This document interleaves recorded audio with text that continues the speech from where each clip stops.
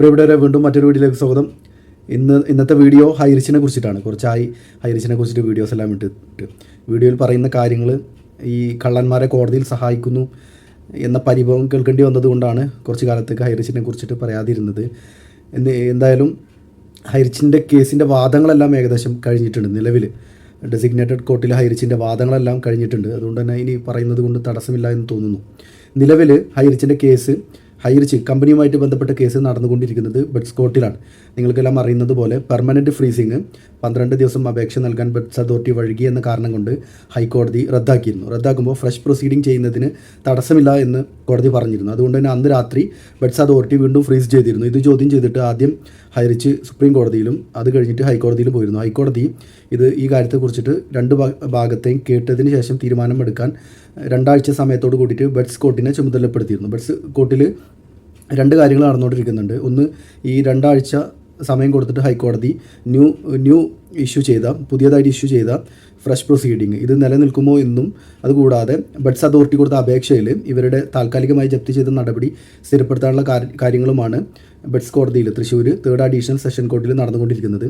ഈ ഹൈക്കോടതിയുടെ നിർദ്ദേശാനുസരണം ഈ ഹൈറിച്ച് കമ്പനിയെക്കുറിച്ചുള്ള വളരെ വിശദമായ വാദങ്ങൾ സെഷൻ കോടതി കേട്ടു. പുതിയ ജഡ്ജായതുകൊണ്ട് തന്നെ അദ്ദേഹം ഇതിൻ്റെ മെറിറ്റിലേക്ക് ഒന്നുകൂടെ ഇറങ്ങി പരിശോധിക്കുകയും 2 ഭാഗത്തെയും വളരെ വിശദമായി കേൾക്കുകയും ചെയ്തു. ബഡ്സ് അതോറിറ്റി പറയുന്നത് ഹൈറിച്ച് 2019 ഇൻകോർപ്പറേറ്റ് ചെയ്ത ഹൈറിച്ച് എന്ന കമ്പനി 10,000-ഉം 10,000-ൻ്റെ ഗുണിതങ്ങളുമായും വാങ്ങിക്കുന്ന പൈസ പർച്ചേസ് കൺസൈൻമെൻറ്റ് അഡ്വാൻസ് എന്ന് ഇവർ പേരിട്ടാലും അതിന് ലാഭം വിതരണം ചെയ്യാമെന്ന് പറഞ്ഞതുകൊണ്ട് ഇത് ഡെപ്പോസിറ്റ് ആണെന്നും ഇത് പ്രൈവറ്റ് ലിമിറ്റഡ് കമ്പനി ആയതുകൊണ്ട് ഇല്ലീഗൽ ഡെപ്പോസിറ്റ് ആണെന്നുമാണ് പറയുന്നത് നമ്മുടെ പ്രോസിക്യൂഷൻ്റെ ഗവൺമെൻറ്റിൻ്റെ വാദം. ഇതുകൂടാതെ ഇവരുടെ ബോണ്ട് 5 ലക്ഷത്തിൻ്റെ ബോണ്ട്, ക്രിപ്റ്റോ കറൻസി ഇതെല്ലാം തന്നെ ഫേക്ക് ആണെന്നും ഇതെല്ലാം ഇല്ലീഗൽ ഡെപ്പോസിറ്റിൻ്റെ പരിധിയിൽ വരുമെന്നും അതുകൊണ്ട് ബഡ്സ് ആക്ടിൻ്റെ പരിധിയിൽ വരുമെന്നുമാണ് പ്രോസിക്യൂഷൻ്റെ വാദം. എന്നാൽ ഹൈറിച്ചിൻ്റെ വാദങ്ങൾ ഒരുപാട് പരിഹാസ്യമായിരുന്നു. അതായത് ഇവർ പറഞ്ഞിരുന്നത് ഞങ്ങൾ 10,000-ൻ്റെ മേടിക്കുന്നത് പർച്ചേസ് കൺസൈൻമെൻറ്റ് അഡ്വാൻസ് ആണ് എന്നാണ്. പർച്ചേസ് കൺസൈൻമെൻറ്റ് അഡ്വാൻസിന് ലാഭം വിതരണം ചെയ്യാൻ പറ്റുമോ എന്ന ബഡ്സ് അതോറിറ്റിയുടെ പ്രോസിക്യൂഷന്റെ ചോദ്യത്തിന് ഇവർക്ക് ഉത്തരവുണ്ടായിരുന്നില്ല. മറ്റൊന്ന്, ഇവർ ഒരു 1.5 കെണിയിൽ ബഡ്സ് കോടതിയിൽ വീണു. അതായത് ഞാൻ മുൻപ് എൻ്റെ വീഡിയോയിൽ പറഞ്ഞിരുന്നു, ഇവർ വന്നത് 10,000-ൻ്റെ പർച്ചേസ് കൺസൈൻമെൻറ്റ് അഡ്വാൻസ് പഠിച്ചുകൊണ്ടായിരുന്നു. എന്നാൽ ബഡ്സ് അതോറിറ്റി അവിടെ മുൻതൂക്കം കൊടുത്തത് ഇവരിറക്കിയ 5 ലക്ഷത്തിൻ്റെ ബോണ്ട് അതിനെക്കുറിച്ച് പറയാനായിരുന്നു. ആദ്യത്തെ ദിവസം തന്നെ ഇവരുടെ വക്കീലിന് അതിൽ അടിപതറി. കാരണം ഇവർ ഈ ബോണ്ടിനെ കുറിച്ചിട്ട് ഈ വക്കീലിനോട് മിണ്ടിയിട്ടില്ലായിരുന്നു. കാരണം മിണ്ടിക്കഴിഞ്ഞാൽ നാണക്കേടാവുമോ എന്ന് ഭയന്നിട്ടാണോ എന്നറിയില്ല. ബഡ്സ് കോടതിയിൽ പ്രോസിക്യൂഷൻ നിങ്ങൾക്ക് 5 ലക്ഷത്തിൻ്റെ ബോണ്ട് ഇറക്കാൻ എന്തെങ്കിലും ഒരു അനുമതി ഉണ്ടെങ്കിൽ നിങ്ങളത് കാണിക്കണം, എന്നിട്ട് നമുക്ക് സംസാരിക്കാം എന്ന് പറഞ്ഞപ്പോൾ ഞങ്ങൾ ബോണ്ട് ഇറക്കിയിട്ടില്ല എന്ന് ആദ്യം വാദിച്ചു. ഇത് കേൾക്കുന്ന ഹൈറിച്ചുകാരുടെ ലീഡേഴ്സിനോട് ചോദിച്ചു നോക്കണം, നമ്മൾ ബോണ്ട് ഇറക്കിയിട്ടില്ല എന്ന് ബഡ്സ് കോടതിയിൽ പറയേണ്ടി വന്നത് എന്തുകൊണ്ടാണ്, അത് തെറ്റായ കാര്യമായതുകൊണ്ടല്ലേ എന്ന് ചോദിച്ചു നോക്കണം. ബോണ്ട് ഇറക്കിയിട്ടില്ല എന്ന് ആദ്യം വാദിച്ചു. അപ്പോൾ നമ്മുടെ പ്രോസിക്യൂഷന് ഏകദേശം 20ഓളം ബോണ്ടുകൾ അവിടെ ഹാജരാക്കി, ഫോട്ടോ കോപ്പി. ഈ പരാതി 35ഓളം FIRകളിൽ വന്ന 20ഓളം ബോണ്ടുകൾ അവിടെ ഹാജരാക്കി. അപ്പോൾ അത് വ്യാജമായിട്ട് മാനിപ്പുലേറ്റ് ചെയ്തതാണ് എന്ന് ഇവർ വാദിച്ചപ്പോൾ അന്നേ ദിവസം ഒരു പരാതിയിലൊരു നിക്ഷേപക അവിടെ എത്തിയിരുന്നു. അവരുടെ കയ്യിൽ ഒറിജിനൽ ബോണ്ട് ഉണ്ടായിരുന്നു. അവരുടെ കയ്യിൽ നിന്ന് തന്നെ വാങ്ങിച്ച് ജഡ്ജിക്ക് മുമ്പിൽ സമർപ്പിച്ചു, ജഡ്ജിയുടെ കൺമുൻപിൽ നിന്ന് തന്നെ. അപ്പോൾ അതും വ്യാജമാണെന്ന് ഇവർ വാദിച്ചപ്പോൾ ഇവരുടെ വെബ്സൈറ്റിൽ ഇതെല്ലാം ഉണ്ടെന്ന് പ്രോസിക്യൂഷൻ പറഞ്ഞു. അപ്പോൾ കോടതി ഈ വെബ്സൈറ്റ് തുറന്ന് പരിശോധിക്കാൻ തീരുമാനമെടുത്തു. ഇവരെതിർത്തെങ്കിലും കോടതി അതിൻ്റെ നടപടികളുമായി മുൻപോട്ട് പോയി.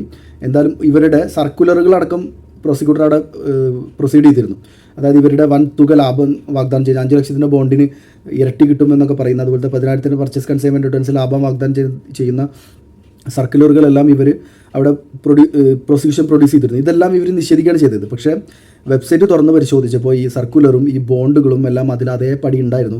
ആ സമയത്ത് ഇവർ ഈ വെബ്സൈറ്റേ ഞങ്ങളതല്ല എന്ന് പറഞ്ഞ് സ്വയം പരിഹാസ്യരാവാണ് കോടതിയിൽ ചെയ്തത്. ഇത് കേൾക്കുന്ന ഹൈറിച്ചുകാരുണ്ടെങ്കിൽ നിങ്ങൾ നിങ്ങളുടെ ലീഡേഴ്സിനോട് ചോദിക്കണം, എന്തുകൊണ്ടാണ് ബോണ്ട് ഇറക്കിയില്ല എന്ന് നമ്മൾ കള്ളം പറയേണ്ടി വന്നത്. അത് കള്ളാന്ന് നിങ്ങൾക്ക് അറിയാലോ.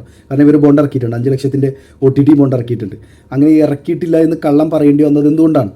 കാരണം അത് തെറ്റായ കാര്യമായതുകൊണ്ടാണ്. റിസർവ് ബാങ്കിൻ്റെയും സെബിയുടെ അനുമതി ഇല്ലാതെ ബോണ്ട് ഇറക്കുക എന്നത് ക്രിമിനൽ ആക്ടിവിറ്റി ആയതുകൊണ്ടാണ്. അത് വക്കീലിന് ബോധ്യമുള്ളത് കൊണ്ടാണ് കോടതിയെ തെറ്റിദ്ധരിപ്പിക്കാൻ വേണ്ടിയിട്ട് ബോണ്ട് ഇറക്കിയിട്ടില്ല എന്ന് കള്ളം പറയേണ്ടി വന്നത്. അപ്പോൾ ബോണ്ട് ഇറക്കിയത് കൊണ്ട് നിങ്ങൾക്കും അറിയാം ബോണ്ട് ഇറക്കിയിട്ടുണ്ട് എന്നുള്ളത്. കേൾക്കുന്ന ഹൈറിച്ചുകാരോടാണ്. ബോണ്ട് ഇറക്കിയത് കൊണ്ട് ഇത് banning of unregulated deposit scheme ആക്ടിൻ്റെ ലംഘനമാണ്. വ്യാജ ബോണ്ട് ഇറക്കിയിട്ട് ആളുകളുടെ കയ്യിൽ നിന്ന് പൈസ കളക്ട് ചെയ്യുക എന്നുള്ളത്. അപ്പോൾ നിങ്ങൾ ഈ കേൾക്കുന്ന ഹൈറിച്ചുകാർ നിങ്ങളുടെ ലീഡേഴ്സിനോട് ഈ സംശയം ചോദിച്ചു നോക്കണം, നമ്മൾ കോടതിയിൽ ബോണ്ട് ഇറക്കിയിട്ടില്ല എന്ന് കളവ് പറഞ്ഞു എന്ന്. എന്തുകൊണ്ടാണ് അതിനെ പറഞ്ഞത്? ഇതിലടക്കം മറ്റൊരു ഡെവലപ്മെൻറ്റ് ഉണ്ടായത് എന്താണെന്ന് വെച്ച് കഴിഞ്ഞാൽ, നമ്മുടെ പ്രതാപനെ ചേർപ്പ് പോലീസും അറസ്റ്റ് ചെയ്തിരുന്നു. EDയുടെ കേസിൽ ജയിലിലാണെങ്കിലും പോലീസും രേഖപ്പെടുത്തിയിരുന്നു. അപ്പോൾ അതിൽ ജാമ്യം കിട്ടാൻ വേണ്ടിയിട്ട് ഇവർ ബെഡ്സ് കോർട്ടിൽ അപേക്ഷ കൊടുത്തിരുന്നു. ജാമ്യം കിട്ടി. അത് ഭയങ്കരമായിട്ട് ഇവർ ആഘോഷിച്ചിരുന്നു. പ്രതാപൻ സാറിന് ജാമ്യം കിട്ടി. ഇതേ ജഡ്ജി തന്നെയാണ് ഇനി നമ്മുടെ ബെഡ്സ് കേസിൽ ഫ്രീസ് ചെയ്ത ഇതിലും വിധി പറയേണ്ടത്. അപ്പോൾ നമുക്ക് എന്തായാലും അനുകൂലമാകുമെന്നൊക്കെ പറഞ്ഞിട്ട് ഇവർ ഭയങ്കരമായിട്ട് ആഘോഷിച്ചിരുന്നു. അതുകൂടാതെ ശ്രീനാ പ്രതാപൻ, നിന്നെ ഞാനൊരു രാജാവിനെ പോലെ തിരിച്ച് കൊണ്ടുവരുമെന്നൊക്കെ അന്ന് സ്റ്റാറ്റസ് ഇട്ടിരുന്നു. അതെല്ലാം ഇവർ സ്ക്രീൻഷോട്ട് എടുത്തിട്ട് ഇവരും സ്റ്റാറ്റസ് ഇട്ട് വെച്ചിരുന്നു. അങ്ങനെ ഇവർ ഭയങ്കരമായിട്ട് ആഘോഷിച്ചിരുന്നു. ആ ബെയിൽ ഓർഡർ നിലവിൽ പുറത്തു വന്നിട്ടുണ്ട്. ജാമ്യം നൽകിക്കൊണ്ടുള്ള ഉത്തരവ് കോടതിയുടെ പുറത്തു വന്നിട്ടുണ്ട്. അതിൽ വളരെ ചെറിയ 2-3 പേജോ മറ്റോ മാത്രമേ ഉള്ളൂ.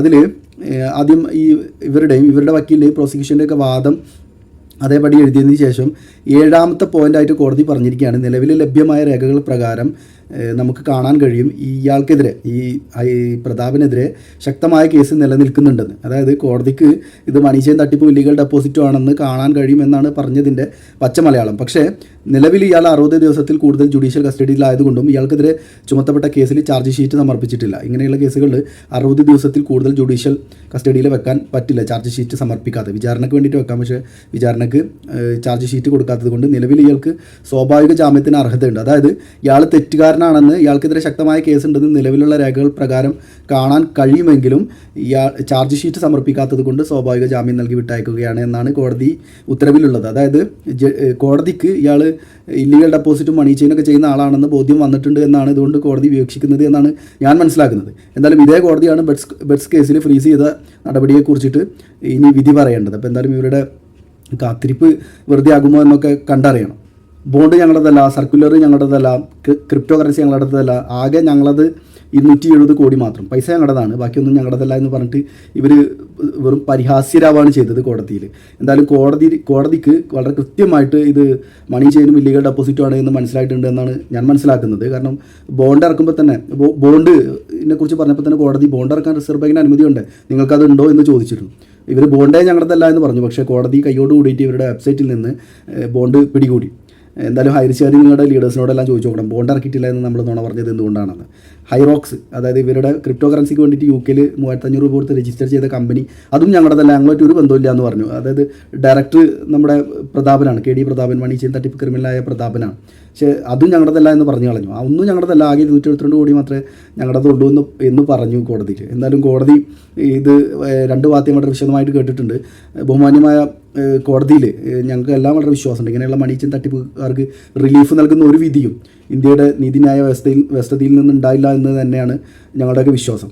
ജാമ്യം നൽകാൻ വേണ്ടിയിട്ട് കോടതി പറഞ്ഞിരിക്കുന്ന വ്യവസ്ഥകളാണ്. ഒരു കൊടും ക്രിമിനലിനെ എങ്ങനെയാണോ കൈകാര്യം ചെയ്യുന്നത് അങ്ങനെ തന്നെയാണ് കോടതി ഇയാളെ കൈകാര്യം ചെയ്തിരിക്കുന്നത്. 2 ആൾ ജാമ്യം, 1 ലക്ഷത്തിൻ്റെ ബോണ്ട്, അതുകൂടാതെ എല്ലാ ശനിയാഴ്ചയും അന്വേഷണ ഉദ്യോഗസ്ഥൻ്റെ മുന്നിൽ ഹാജരാകണം, കൂടാതെ കേരളം വിട്ട് പോകരുത്, പാസ്പോർട്ട് സറണ്ടർ ചെയ്യണം, അതുപോലെ ഇരകളെ ഭീഷണിപ്പെടുത്താനോ സ്വാധീനിക്കാനോ ശ്രമിക്കരുത്, ഇതിലേതെങ്കിലും ഒന്ന് ചെയ്തു കഴിഞ്ഞാൽ ബെയിൽ റദ്ദാക്കുമെന്നൊക്കെ പറഞ്ഞിട്ട് ഒരു കൊടും ക്രിമിനലിനെ എങ്ങനെയാണോ കൈകാര്യം ചെയ്യുന്നത് അങ്ങനെ തന്നെയാണ് കോടതി ഇയാളെ കൈകാര്യം ചെയ്തിട്ടുള്ളത്. എന്തായാലും 9-ാം തീയതിയിലേക്ക് ഇവരുടെ കേസ് ബെഡ്സ് കോടതിയിൽ മാറ്റിവെച്ചിട്ടുണ്ട്. ഈ ബോണ്ട് ഇറക്കിയതും അതുപോലെ തന്നെ ഈ സർക്കുലറുകളും ഇരട്ടി ലാഭം വാഗ്ദാനം ചെയ്യുന്ന റിസർവ് ബാങ്ക് നിശ്ചയിക്കുന്നതിനും അപ്പുറം ഇൻട്രസ്റ്റ് കൊടുക്കാമെന്ന് പറഞ്ഞിട്ടുള്ള സർക്കുലറുകളും മറ്റും കോടതി തന്നെ നേരിട്ട് കണ്ടതുകൊണ്ട് ഞാൻ വിചാരിക്കുന്നില്ല നിങ്ങൾ തുറന്ന് പ്രവർത്തിച്ചോളൂ എന്ന് കോടതി പറയുമെന്ന്. എനിക്കങ്ങനെ തോന്നുന്നില്ല. ഒരു പക്ഷേ ഹൈപ്പർ ടെക്നിക്കാലിറ്റിയിലേക്ക് കോടതി കിടക്കുകയാണെങ്കിൽ ഫ്രഷ് പ്രൊസീഡിങ് ഒരു തവണ കൂടി ചെയ്യണമെന്നോ മറ്റോ വിധി ഉണ്ടാകാനേ ഏറിക്കഴിഞ്ഞാൽ സാധ്യത ഉള്ളൂ.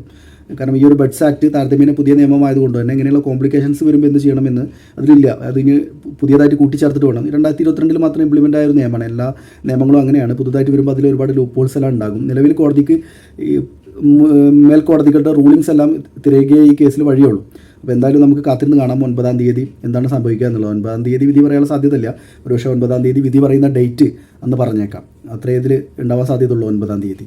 ബോണ്ടും അതേപോലെ തന്നെ ഇവരുടെ സർക്കുലറുകളും അതുപോലെ ഈ 10,000-ൻ്റെ ഗുണിതങ്ങളായിട്ട് അഡ്വാൻസ് എന്ന പേരിൽ ഇൻവെസ്റ്റ്മെൻറ്റ് സ്വീകരിച്ചതുമെല്ലാം കോടതി കയ്യോടുകൂടി പിടിച്ചതുകൊണ്ട് ഒരു കാരണവശാലും ഇവർക്ക് റിലീഫ് കിട്ടാനുള്ള ഒരു സാധ്യതയും ഞാൻ കാണുന്നില്ല. എൻ്റെ വ്യക്തിപരമായ അഭിപ്രായമാണ്. എന്തായാലും ബാക്കി നടപടികൾ കോടതിയിൽ നമുക്ക് കാത്തിരുന്ന്